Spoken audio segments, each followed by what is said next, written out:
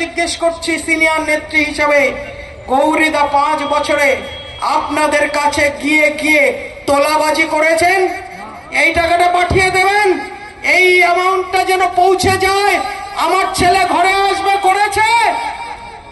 কোনোদিন করেনি। এটা বিজেপির এমপি এমএলএ, এটাই বিজেপির এমএলএ। আমার বাপ আসে, যেহেতু দুবারের সাংসদ বসে আছেন জগন্নাথ দা, সেই জন্য বারবার সাংসদ সাংসদ বেরিয়ে যাচ্ছে।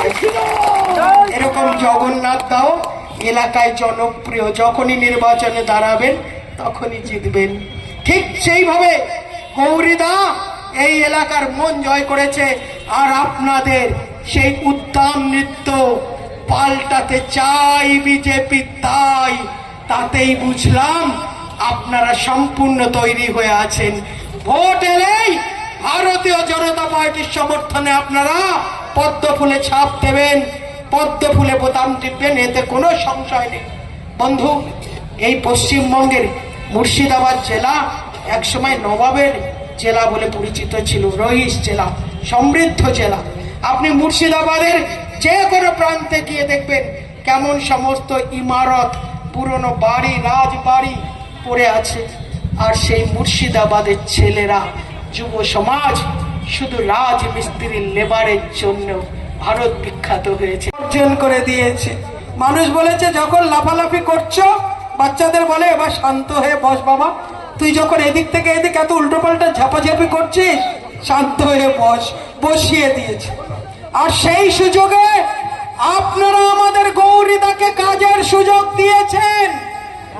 গৌরীদা এই 5 বছরে এলাকার তৃণমূল নেতা আপনারা শুনে নিন, অনেক আটকাতে চেষ্টা করেছিলেন, এমপি ল্যাডের টাকা কাজ না হতে যত রকম মানে চেষ্টা, কোনো কসর ছাড়েননি।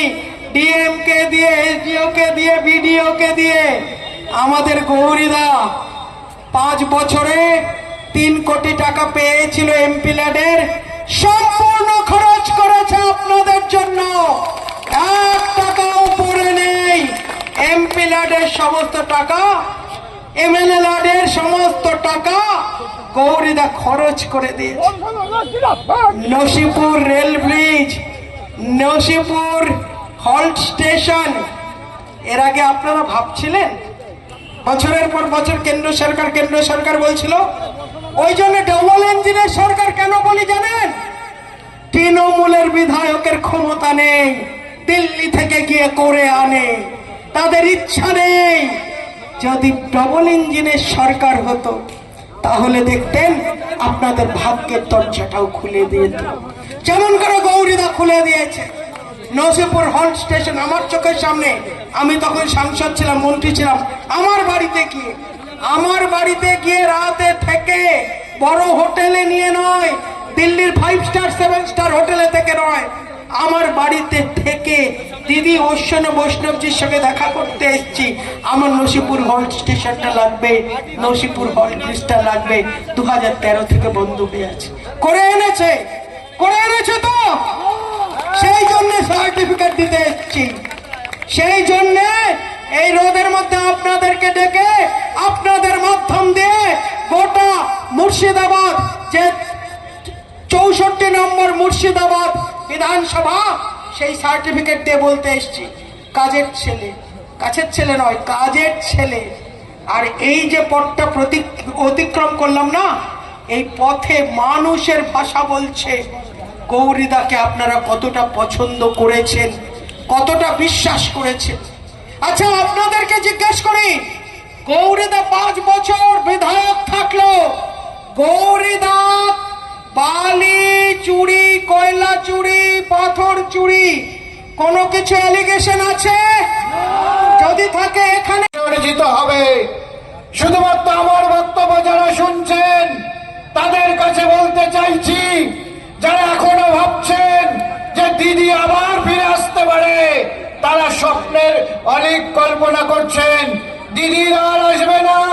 দিদি ভাইপো মানুষের মন থেকে মুছে গেছে। মানুষ ভাতা নয়, মানুষ চাকরি চায়, মানুষ নিরাপত্তা চায়, মানুষ শান্তি চায়। তাই আজকে ভারতীয় জনতা পার্টিকে মানুষ দুহাত তুলে আশীর্বাদ করছে। আমরা সকাল থেকে এই যাত্রায় বেরিয়েছি। আপনারা যারা সাংবাদিক বন্ধুরা আছেন, যারা প্রশাসনিক ব্যক্তিত্বরা আছেন, তারা দেখছেন মানুষের কি উচ্ছ্বাস, মানুষের কি ঢল নেমেছে। ভারতীয় জনতা পার্টিকে আজকে আশীর্বাদ করব।